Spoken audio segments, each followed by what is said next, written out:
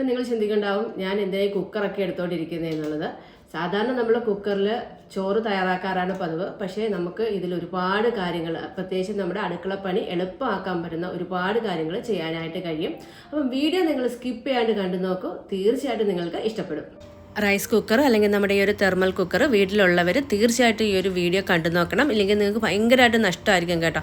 അത്രയ്ക്ക് നല്ല യൂസ്ഫുൾ ആയിട്ടുള്ള ടിപ്പുകളാണ് ഈ ഒരു വീഡിയോയിൽ ഷെയർ ചെയ്യുന്നത്. ഈ ഒരു തെർമൽ കുക്കർ ഉപയോഗിച്ചിട്ട് വിറകടുപ്പിൽ നമ്മൾ എങ്ങനെയാണോ അരി വേവിച്ചെടുക്കുന്നത് അതുപോലെ തന്നെ നമുക്ക് ടേസ്റ്റോട് കൂടി വേവിച്ചെടുക്കാനായിട്ട് കഴിയും. അരി വേവിക്കുന്ന സമയത്ത് കുറച്ച് കൂടുതൽ വെള്ളം എടുത്താൽ മതി. ഞാനിപ്പം അരി തിളപ്പിച്ചിട്ട് കുക്കറിലേക്ക് വെച്ച് കൊടുക്കുകയാണ്. രാവിലെ നമ്മൾ തുറന്ന് നോക്കുമ്പം നമ്മുടെ ചോറ് ഇതേ റെഡി ആയിട്ടുണ്ട്. ഇതുപോലെ കുറച്ച് കൂടുതൽ വെള്ളം എടുക്കുകയാണെങ്കിൽ നമുക്ക് സാധാരണ വിറവടുപ്പിൽ വേവിക്കുന്നത് പോലെ ഇത് അടച്ചിട്ടിട്ട് ആ ഒരു ടേസ്റ്റിൽ തന്നെ ഉപയോഗിക്കാനായിട്ട് പറ്റും കേട്ടോ. അടച്ചിട്ട് വെള്ളം ഊറ്റിക്കളഞ്ഞതിന് ശേഷം നമുക്ക് ഈ ഒരു തെർമൽ കുക്കറിൽ അടച്ച് വെക്കുകയാണെങ്കിൽ വൈകിട്ട് നമ്മൾ എടുക്കുമ്പോഴും നല്ല ചൂടോടുകൂടി ഫ്രഷ് ആയിട്ട് തന്നെ നമ്മുടെ ചോറിരിക്കും. അടുത്ത ടിപ്പ്, നമുക്ക് ചോറിനൊപ്പം തന്നെ കറിയും ഈ ഒരു തെർമൽ കുക്കറിൽ റെഡിയാക്കി എടുക്കാം. അതിനായിട്ട് ഇതുപോലെ ചെറിയ കുഴിയുള്ള പാത്രം നമ്മുടെ ആ ഒരു കലത്തിലേക്ക് ഇറങ്ങിയിരിക്കത്തക്ക രീതിയിലൊരു പാത്രമാണ് കേട്ടോ എടുക്കേണ്ടത്. ഇന്ന് ഞാൻ പയർ തോരനാണ് കേട്ടോ തയ്യാറാക്കി എടുക്കുന്നത്. അതിനായിട്ട് പയറും സവാളയും കൂടെ നമ്മൾ ആ ഒരു പാത്രത്തിലേക്ക് ഇട്ട് കൊടുത്ത് അടച്ച് വെച്ച് നമ്മുടെ ചോറ് തിളയ്ക്കുന്ന സമയത്ത് കുക്കറിലേക്ക് എടുത്ത് ാണെങ്കിൽ ചോറ് വേവുന്നതിനോടൊപ്പം തന്നെ നമ്മുടെ പയർ തോരനും റെഡിയായി കിട്ടും. പയർ മാത്രമല്ല കേട്ടോ, ക്യാബേജും ക്യാരറ്റും ബീട്രൂട്ടും ബീൻസും ഒക്കെ തന്നെ നമുക്ക് ഈ ഒരു രീതിയിൽ വേവിച്ചെടുക്കാവുന്നതാണ്. ഇപ്പോൾ ഇതേ നമ്മുടെ ചോറ് റെഡിയായി കിട്ടിയിട്ടുണ്ട്. അതിനൊപ്പം തന്നെ പയറും ആ ഒരു സവാളയും വെന്ത് കിട്ടിയിട്ടുണ്ട്. ഇനി നമുക്ക് കടുക് വറുത്തതിന് ശേഷം വേവിച്ചെടുത്തിരിക്കുന്ന പയർ അതിലേക്ക് ഇട്ട് കൊടുത്തിട്ട് അരപ്പും കൂടെ ചേർത്ത് ഒന്ന് മിക്സ് ചെയ്തെടുത്താൽ മതി കേട്ടോ. വളരെ വേഗത്തിൽ തന്നെ തോരനും ഒപ്പം തന്നെ ചോറും നമുക്ക് റെഡിയായി കിട്ടി. രാവിലെ ഓഫീസിൽ പോകുന്നവർ രാത്രിയിൽ തന്നെ ഈ ഒരു രീതിയിൽ ചെയ്തു വെക്കുകയാണെങ്കിൽ നമുക്ക് സമയവും ലാഭമാണ്, ഒപ്പം തന്നെ നമ്മുടെ ഗ്യാസും ലാഭമായി കിട്ടും. ഡയറക്റ്റ് ആയിട്ട് കുക്ക് ചെയ്യുന്നതിനേക്കാളും ഈ ഒരു രീതിയിൽ സ്റ്റീം ചെയ്തെടുക്കുന്നതിന് നല്ലൊരു ടേസ്റ്റാണ് കേട്ടോ. തെർമൽ കുക്കർ ഉള്ളവർ തീർച്ചയായിട്ടും നിങ്ങൾ ഇങ്ങനെയൊന്ന് ചെയ്ത് നോക്കാനായിട്ട് മറക്കരുത്. നല്ല ഹെൽത്തിയുമാണ്. ജസ്റ്റ് ഒരു കടുക് വറുത്തതിന് ശേഷം അരപ്പും കൂടെ ചേർത്ത് മിക്സ് ചെയ്തെടുത്താൽ മാത്രം മതി. അതുപോലെ തന്നെ ഈ ഒരു രീതിയിൽ ചെയ്യുമ്പം എണ്ണയും വളരെ കുറച്ച് മാത്രം മതി. അടുത്ത ടിപ്പ്, നമ്മളിൽ പലരുടെയും വീട്ടിൽ എല്ലാവരും ഒരുമിച്ചായിരിക്കില്ല രാവിലെ എഴുന്നേറ്റ് വരുന്നത്.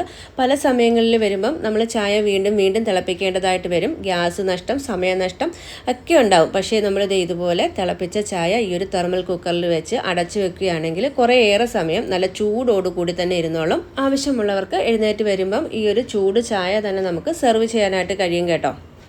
ഫ്ലാസ്ക് ഇല്ലാത്തവർക്കൊക്കെ ഇതുപോലെ നമുക്ക് റൈസ് കുക്കറിൽ ചായ ഒഴിച്ചു വെച്ചിരുന്നാൽ മതി. ഈ ഒരു റൈസ് കുക്കറിൽ പ്ലെയിൻ റൈസ് മാത്രമല്ല കേട്ടോ, നമുക്ക് ബിരിയാണിയും നെയ്ച്ചോറും തേങ്ങാച്ചോറും ഒക്കെ റെഡിയാക്കി എടുക്കാനായിട്ട് കഴിയും. ഞാനിപ്പം നെയ്ച്ചോറാണ് കേട്ടോ തയ്യാറാക്കി എടുത്തിരിക്കുന്നത്. 3/4 ഭാഗത്തോളം വെന്ത് വന്നിട്ടുണ്ട്. ഇനി നമുക്ക് ഇതൊന്ന് ഗാർണിഷ് ചെയ്തതിന് ശേഷം അടച്ചു വെച്ചിട്ട് രാവിലെ തുറന്ന് നോക്കുമ്പം കറക്റ്റായിട്ട് തന്നെ വെന്തിട്ടുണ്ടാവും. ഈ ഒരു രീതിയിൽ റൈസ് കുക്കറിൽ നമ്മൾ നെയ്ച്ചോറ് തയ്യാറാക്കിയെടുക്കുകയാണെങ്കിൽ അടിക്ക് പിടിക്കുമെന്നോ വെള്ളം കൂടിപ്പോയെന്നോ ഒന്നുമുള്ള പ്രശ്നമില്ല കേട്ടോ. തുടക്കക്കാർക്ക് പോലും വളരെ ഈസി ആയിട്ട് ഗീ റൈസ് തയ്യാറാക്കിയെടുക്കാനായിട്ട് കഴിയും. ഇതേ ഞാനിപ്പം രാവിലെ തുറന്ന് നോക്കിയതാണ്. നല്ലപോലെ വെന്ത് കറക്റ്റ് പരുവത്തിലാണ് ഇരിക്കുന്നത്. ഇതൊരു പാത്രത്തിലേക്ക് മാറ്റി ഞാൻ നിങ്ങൾക്ക് കാണിച്ചു തരാം. റൈസ് കുക്കറിൽ എങ്ങനെയാണ് ഗീ റൈസ് അല്ലെങ്കിൽ ബിരിയാണിയൊക്കെ തയ്യാറാക്കുന്നതെന്നുള്ള റെസിപ്പി ആവശ്യമുള്ളവർ കമൻറ്റ് ചെയ്താൽ മതി. തീർച്ചയായിട്ടും അതിൻ്റെ ഒരു വീഡിയോ നമ്മൾ ചെയ്യുന്നതായിരിക്കും. ഇത് നോക്കിയേ, അടിക്കൊന്നും പിടിച്ചിട്ടില്ല. വെള്ളമൊക്കെ കറക്റ്റ് പരുവത്തിനായിരുന്നു. രാവിലത്തെ ബ്രേക്ക്ഫാസ്റ്റ് നമുക്ക് ഈ ഒരു തെർമൽ കുക്കർ ഉപയോഗിച്ച് തയ്യാറാക്കാവുന്നതാണ്. ഞാനിവിടെ ഒരു ഗ്ലാസ് സൂചി ഗോതമ്പാണ് കേട്ടോ എടുത്തിരിക്കുന്നത്. ഇത് നല്ലതുപോലെ കഴുകിയതിന് ശേഷം 1 ഗ്ലാസ് സൂചി ഗോതമ്പിന് 1.5 ഗ്ലാസ് വെള്ളം വെച്ച് നല്ലതുപോലെ തിളച്ചതിന് ശേഷം അതിലേക്ക് നമ്മുടെ സൂചി ഗോതമ്പ് കഴുകിയതിട്ട് കൊടുക്കാം.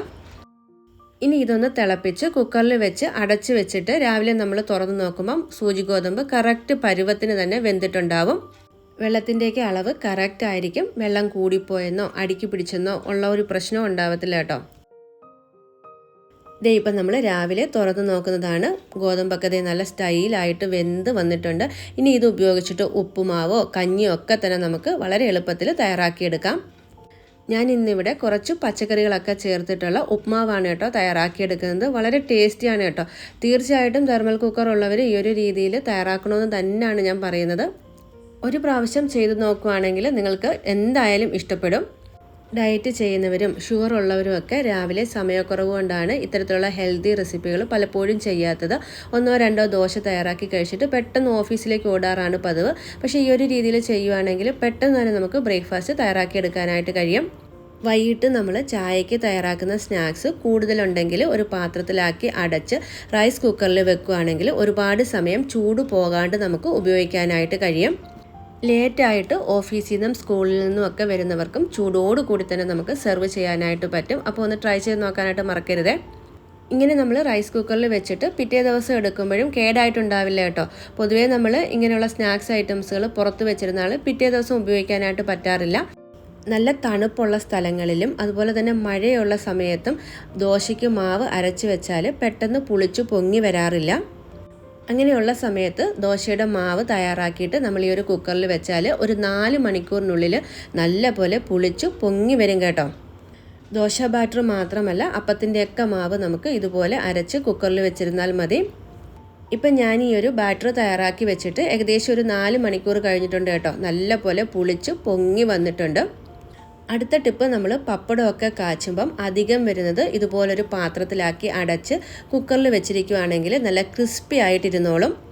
ഈ ഒരു പപ്പടം ഞാൻ 2 ദിവസം മുമ്പ് കാച്ചിയെടുത്തതാണ് കേട്ടോ. ഇപ്പോഴും നല്ല ക്രിസ്പി ആയിട്ട് തന്നെ ഉണ്ട്. ചൂടുള്ള സാധനങ്ങൾ ചൂട് പോകാണ്ടിരിക്കാൻ മാത്രമല്ല തണുപ്പുള്ള സാധനങ്ങൾ നമുക്ക് ഈ ഒരു തെർമൽ കുക്കറിൽ വെക്കാനായിട്ട് കഴിയും.